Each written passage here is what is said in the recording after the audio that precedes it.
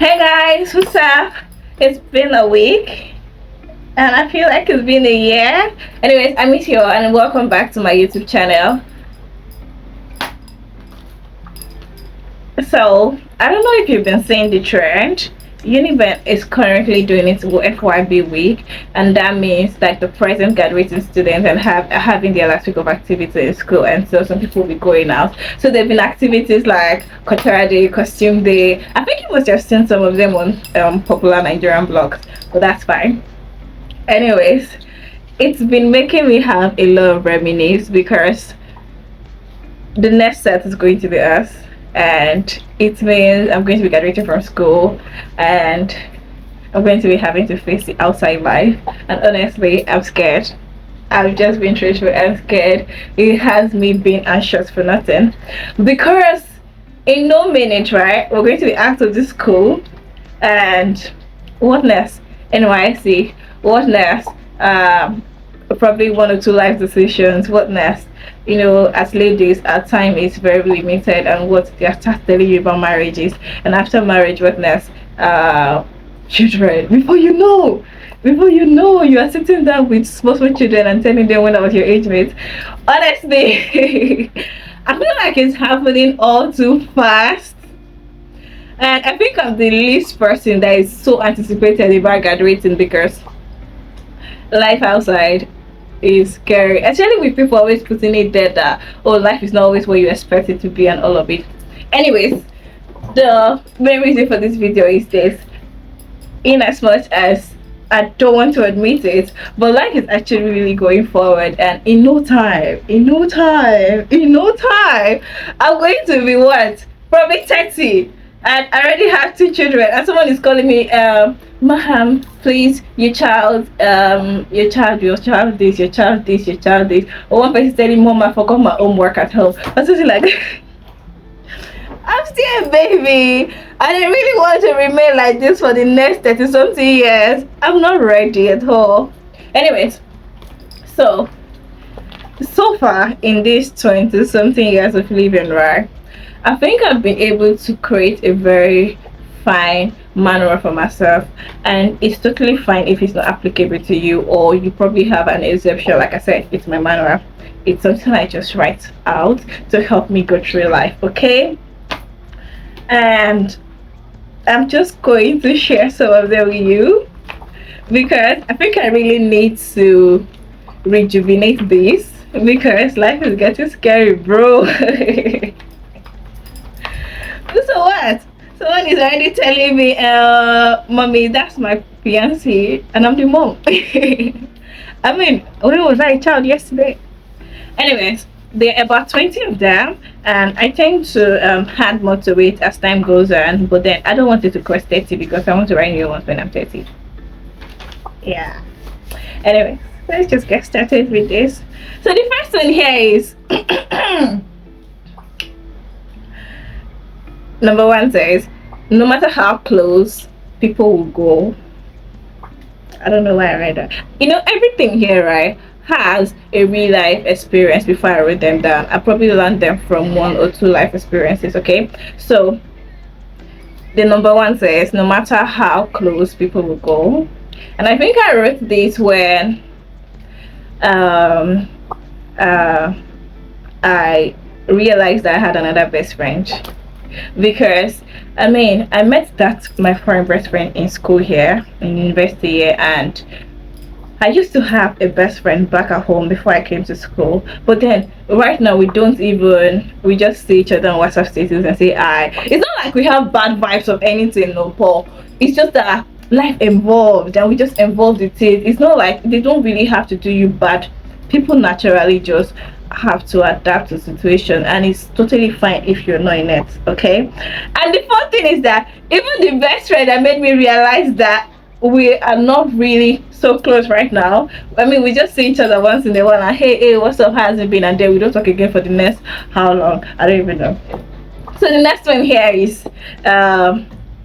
can never be me should be taken out of your daily saying, of my daily saying. I learned that shit the hard way. You see, I've made decisions, right? that I can't even share, that's going to go with me to my grave. They're going to pour me with sand. Beloved, do you have any last thing you want to say? And I'll say nothing. Yes. But these are things like maybe 8 years ago, I'm like, me can never be me. Bro, it was so me. And oh no, no. I'm not going to really expatiate on that. The next one here says, love and toxicity can exist in the same body, and they will tread very well if you don't pick your side. You know, I don't know why I'm explaining all of this, but then what I mean to say is that a person could love you and still be toxic for you, or you could love the person and the person is just bad for you, for your mental health. It's totally fine, actually. Yes, have you seen the plant they call poison ivy? It's really beautiful. Have you touched it? Have you seen the rash that comes with it? That's just how it is. So it's totally fine to love a person to earth, and this person is toxic for your mental health. Maybe they are not healed from some things and they are pushing it on you. It's totally fine, and they will tread well. You will suffer along it if you don't choose the side you want to be. Okay, it's fine. It's fine. You just have to pick a side. If you can manage a person being toxic, I mean, today they are all loved up, tomorrow they are gaslighting you and all of it, and next tomorrow they are swearing that they can't do without you, tomorrow they are making you feel as if you're not important. It's not like they do not love you. They do love you, but it's not you. Actually, yes, that's a very fine situation where you say it's not you. It might be you, but I don't think you're the main cause of their toxicity. It's just how they are. It's just things that they're going through in their mind, and they're pouring it out on you, and it's totally fine. It's totally fine.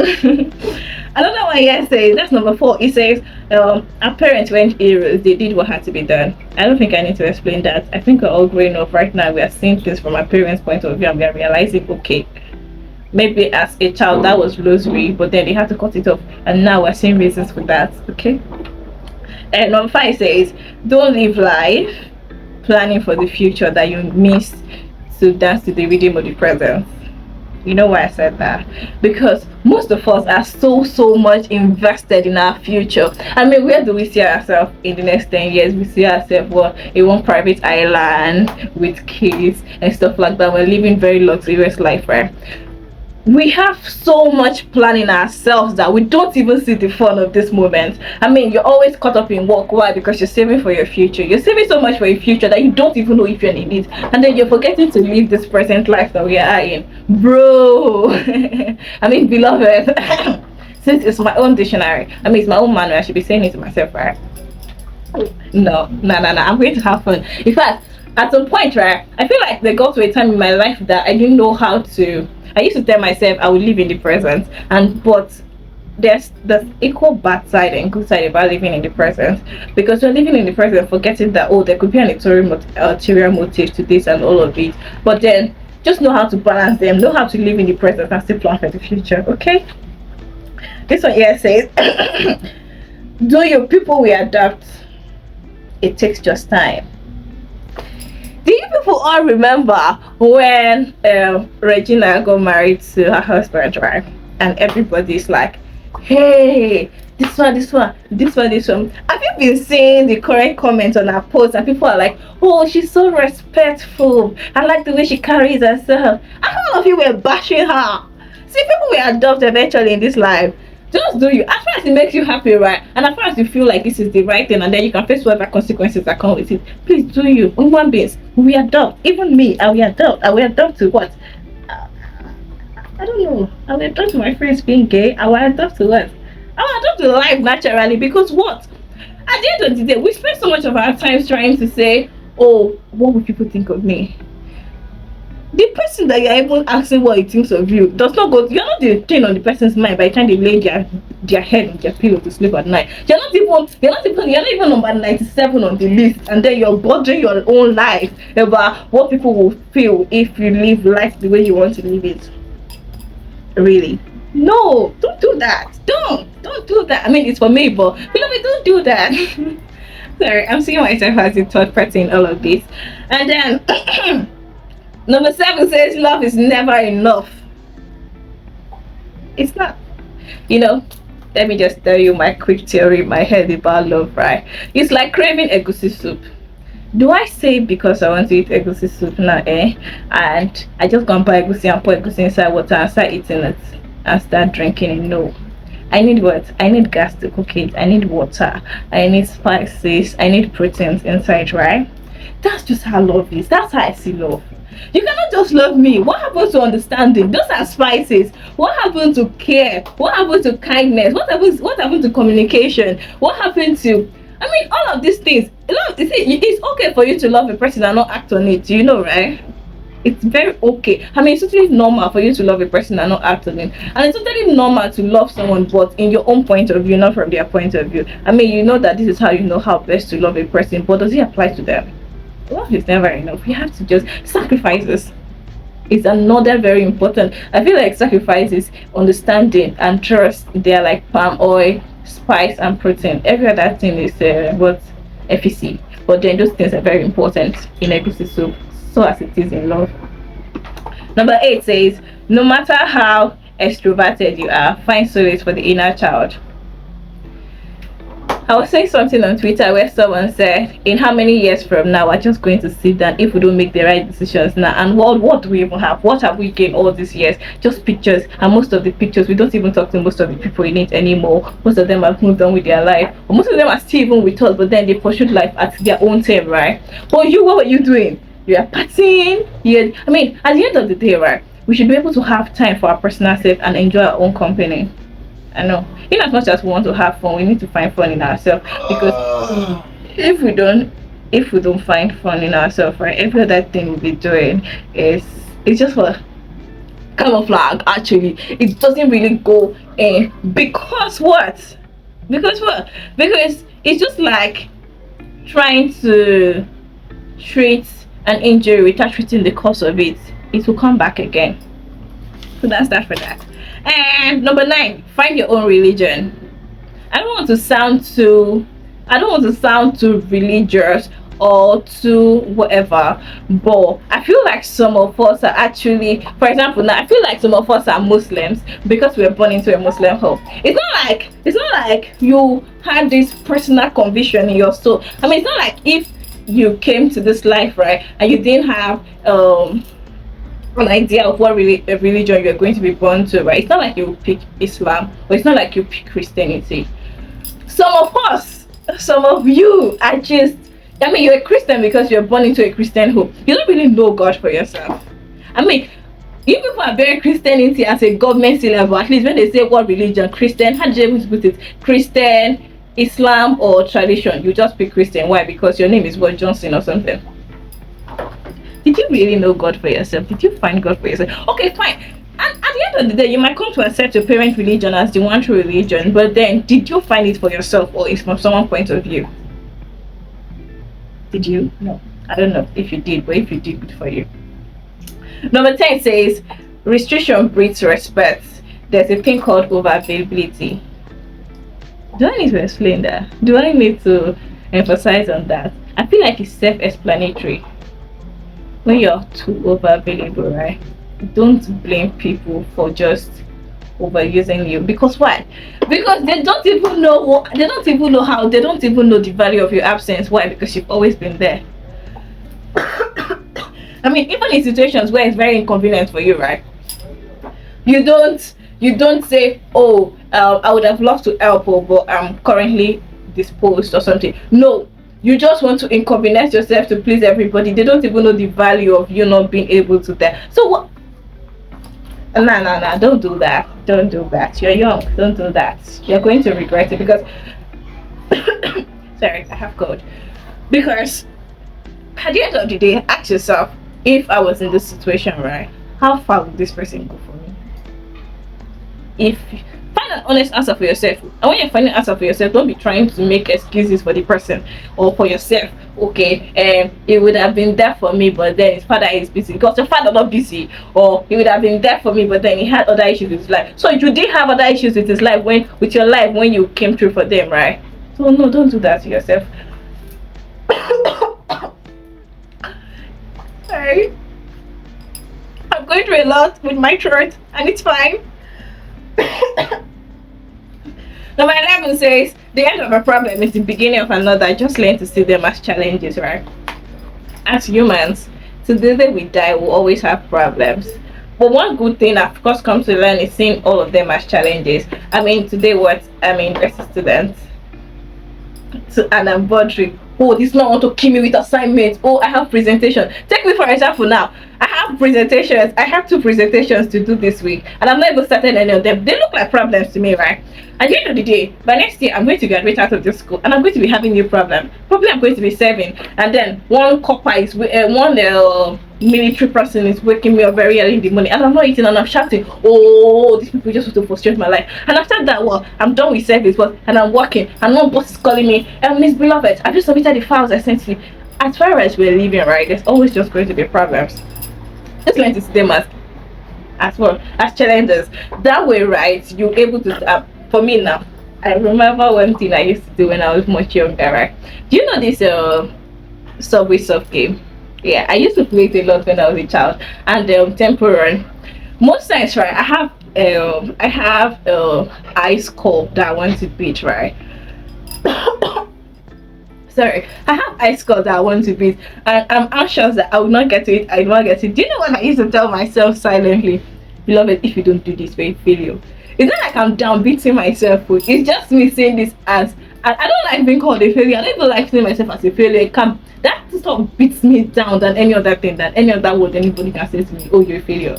I don't like feeling like it, so I always try my best. And in as much as I don't like feeling like a failure, right? I think I know where to draw the line between accepting my fate and feeling like a failure. Okay, I know where to draw the line, and that's fine. It's my rule, it's my life. Okay. Another one here says, are you friends to your friends? You know, I used to I used to have very few friends growing up, right? And as time progresses, I realized that I just kept building this relationship with them in my head. I felt like I was really building it, but it was all in my head because life happened. Everybody traveled to their various locations where they hang in life. They met new people, and those new people are now their best friends. And all this while, what I am just saying to myself, oh, that's my best friend. That's my best friend. My best friend has another best friend, and the person is not me. It's not even someone that I know. It's not even someone that looks like me. It's not even someone that is in the circle. I mean, even in group of friends, right? There's even a best friend there. So what? Just ask yourself, are you friends with your friends? If you feel like you're making too much sacrifices, right? Ask yourself the same thing I've asked you to ask yourself again. If you were in this situation, how far would they go for you? Don't lie to yourself. If you feel like they will not do the same for you, step back. Cut it. Like, full stop. Full stop. I cannot kill myself because normally me doing this for you is inconveniencing myself already. And why am I even doing it if you don't even care? Some of us are. I mean, the person you call your friend probably see you as a colleague, as a classmate. Yes, you're just a friend in need. You're just a friend that is sure for what.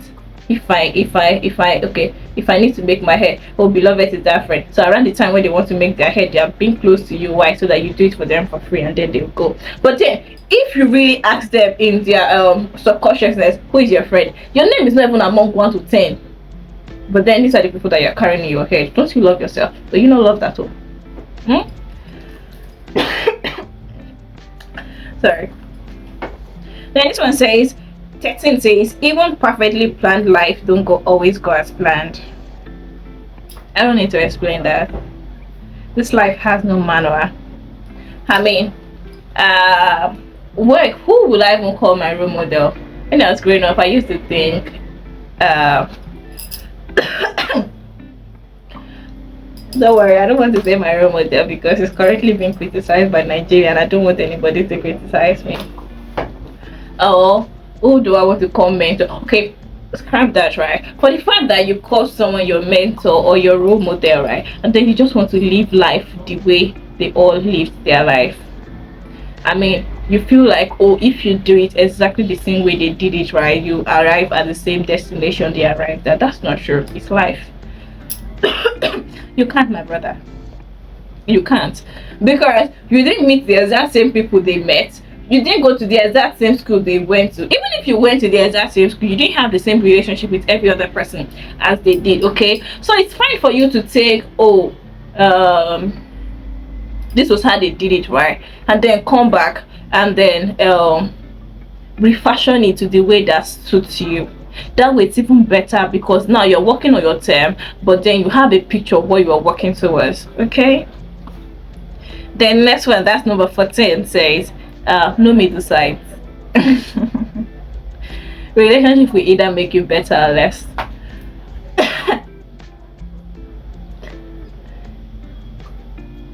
I don't want to go too personal about this, right? But then I just want you to know one thing: there's no relationship that left you the way you met it, that the way it met you, or how do I even say it now? It either make you the better version of yourself or the worst version of yourself. There is no manage, there is no in between, there is no middle side. Okay, it's either you realize that, oh, these are my full potential. Why? Because they pushed you to it. Or you become less of yourself. Why? Because they dimmed your light. They made you feel like, for example, now you want to be an actress, and then you're dating someone that is always like, oh, why do you want to be an actress? They are sluts, they are this, they are what? Or you want to be like, for example, those people that always see only the negative side of things, the pessimists.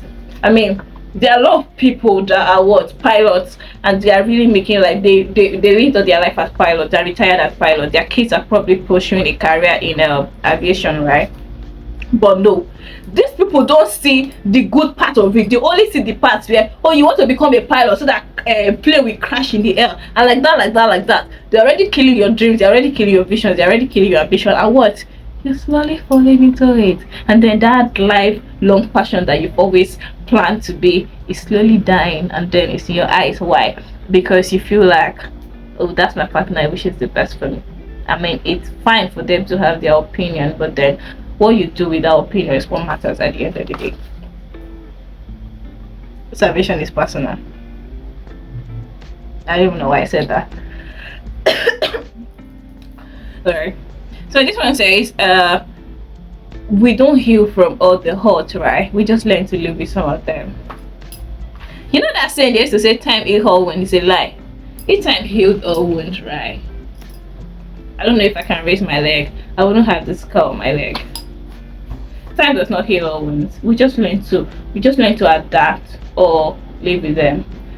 There are certain wounds we don't even heal from. We just learn to, okay, know that this wound is there, and it's totally fine for you to be in that space, but I'm still going to pursue other part of my life. I mean, we can all coexist together. Don't say over time you'll forget something, and so you're beating yourself up and down.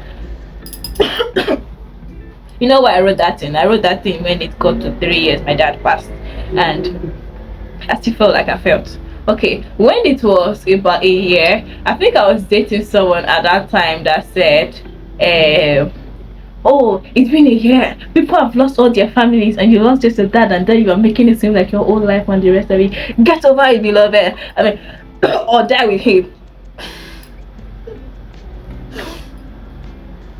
Get over it or die with him. And then 3 years later, I still felt exactly like the same way I felt as at the time this person said, oh, that was like a year. I mean, that's, let's just say 2 years later.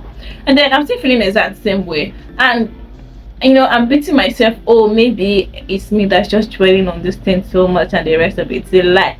If time healed all wounds, right, there would be no scars. If time healed all wounds, you will not see someone that had a bullet shot and then you're quick to notice that was a bullet wound. Why? Because the scar is there. But no, they know that scar is there, but they have learned to live with it. They have learned to say, oh, this is now a part of me, and I have to just live with it. Time does not heal all wounds. It just makes you easier. I mean, it makes it easy for you to adopt. Okay, I mean, that's because other events are happening in your life and they're filling up your mind. It does not mean that sometimes you don't fall back to crying and remember that, oh, something like this did happen to me at some point in life. Okay, but it's totally fine. I mean, it's my own manual. It's just that I'm sharing it with you. I mean, it could be your guiding light, but then if you can choose to say time heals all when, I don't know, for me it doesn't. Next one here say, the Holy Spirit has always been there.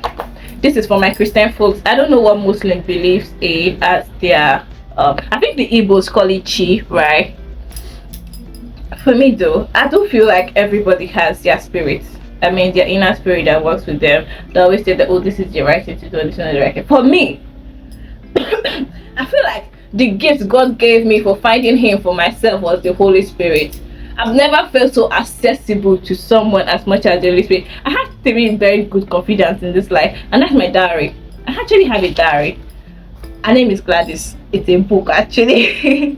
Her name is Gladys. But as I went on, right, I realized that I couldn't write so much in it because, well, someone can always go through it, right? But then there are some things that I don't find myself able to write them down. Guess who I'm calling? Sharp, sharp, the Holy Spirit. The Holy Spirit. Okay, let me even give you an example, sir. Okay, today I got a call very early in the morning. Today is Sunday. I got a call very early in the morning, and you're going to see this on Saturday. I got a call very early in the morning, and then it was a sister from the church, and she's asking me to teach the class for the day. And I'm looking at myself that teach what? I mean, I'm still a student. You asked me to teach who? You understand? And I did really feel like I could do it, but one thing I knew was that I just needed to put the Holy Spirit to take control of everything and let me just be the mouthpiece the Holy Spirit in it. I'm not even trying to be too spiritual, but trust me, I will call the Holy Spirit in any situation at all. If I go to a party I'm not even supposed to go to, and for example I went to a party, for example, and then I knew that there were going to be people who are going to be immoral and the rest of it, and some I do job, and I went for this event, right? And then things just goes funny, or police come and start arresting people, and then you think I'm going to beat myself down because I knew I was not supposed to be there, but then I'm there.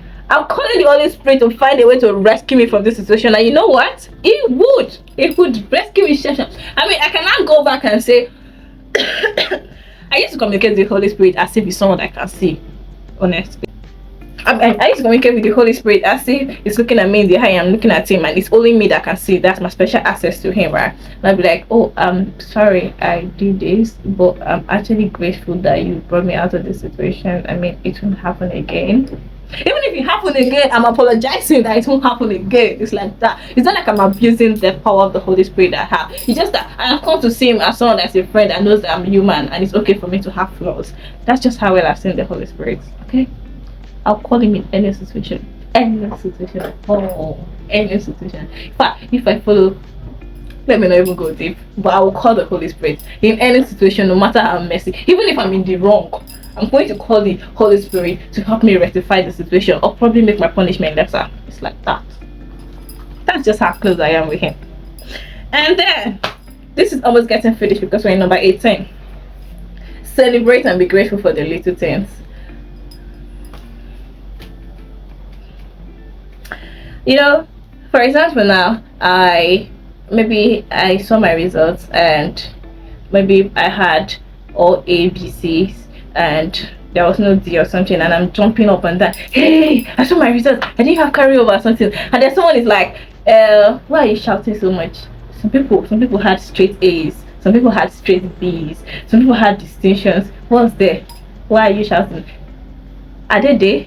I'm me there? Is there me? No, I will rejoice for the little tiniest thing. I will rejoice if this page gets to 200 followers like it got to 1 million. Why? Because I know what it took me to be there, and I'm going to celebrate it. For example, now everybody's buying GLK, and my first car is a Camry. I'm going to embrace it because what? This is my first car, and I'm going to have the same joy. Nobody's depriving me of that. Okay? I will rejoice for the little thing. In fact, I will take myself out if I'm making a clientele that I don't really know how to make and it goes as planned, I will take myself out to celebrate it. I'm that good at celebrating myself for the little things. Okay? Okay? A cough will not kill me, Jesus. I'm really going through a lot, and I need your prayers. Don't worry, I'm fine. I'll get over it. It's just the cold. Number 19 here says, sometimes our judgment of others are a perception of ourselves. I mean, we see others from our point of view. If we don't think this is right for us, then we don't think it's right for people. It's not all the time, but it's actually sometimes true. Number 20 says, life gets confusing. Choose a coping mechanism. It could be anything. It could be an healthy habit. For me, I'm making hair. I'm braiding hair. Anything that stresses my mind, I'm going to carry attachment and braid it. or what, I take a walk, I play music and dance. Like for example, I'm playing dancing in the dark with you between, and I'm dancing disco. Yes, just know that I'm trying to escape something in my mind. Like I'm playing very loud music, I'm escaping something, or what I am. Just use the LD coping mechanism, okay? It can even be growing a plant. Yes, I mean I grew aloe vera one time. It's not even a beautiful flower or something. I mean I grew aloe vera. It's just that I wanted to see myself being consistent with something. And yes, I don't even talk to the aloe vera anymore. I feel like I use and dump the aloe vera, but it's fine. It could be what?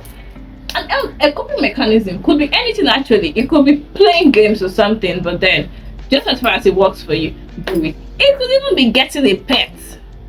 If the pet is going to be your support animal, it's totally fine. As far as it takes their mind it takes your mind over that thing at the present time, right? It's totally fine, okay? Don't beat yourself. Okay. Number 20. I'm going to add this again when I'm 30 years old because it's going to be 30 list of life manuals for beloved. Number 20 says, oh, that was number 20. There is bonuses here, Sha, but I'm not going to name them number 21 because I want to write new ones when I'm 30. I don't know if that makes sense, but it makes sense to me. Relationships should complement you and not define your whole existence. I've seen people I'm not blaming them. I mean, I cannot even say can never be me, but I just want to walk in that consciousness of mind that if I have to change my life decision, right, it's going to be because I like it. I mean, if someone said it to me and then I go by it, it's going to be because this person pointed this thing out to me and I sat down to think on myself and I realized that okay, I'm seeing from this person's point of view and I think it actually works for me, and that's the only reason why I'm working for it. I don't think that first I don't even want to use life ambition. For example, now you are someone that likes that just want to have like no, let me not use that because people are going to drag me and I don't, people are not going to see it from the way I'm saying it from, okay?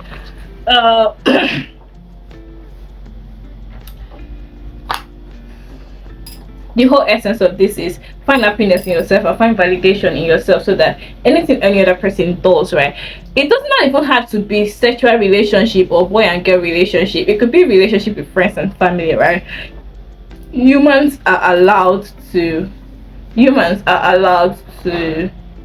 give you advice, but then except you give them the will, they shouldn't be the one making decisions for you. I mean, you shouldn't have to drop out of you shouldn't, I don't even know, but see, you understand what I want to say, and then that is it. And this whole 20 days has come up and I'm grateful if you kept watching to this time, and thank you for always following Pretty Beloved.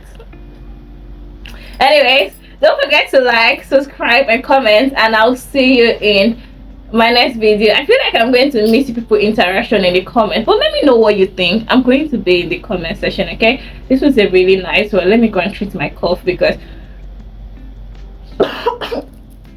sorry, let me go and treat myself because it's very cold outside and the rain is not being nice and my body is really reacting to it. So bye.